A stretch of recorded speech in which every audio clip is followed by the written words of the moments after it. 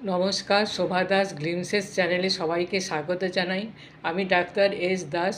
আজকে এমন একটি রোগ নিয়ে আলোচনা করব যেটি আজকাল অনেকেই ভুগে থাকেন, সেটি হলো ঘুমের সমস্যা।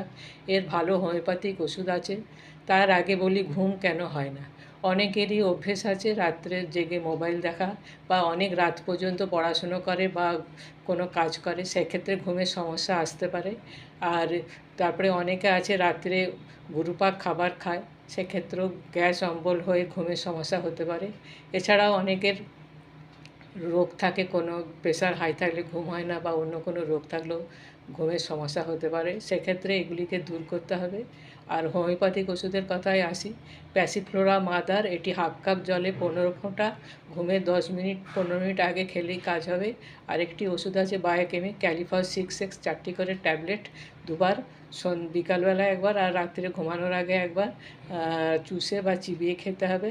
আরেকটি ওষুধ আছে ক্যালকেরিয়া কার্ভ 30 শক্তি, এটি 3 দিন খেতে হবে, দুবার করে।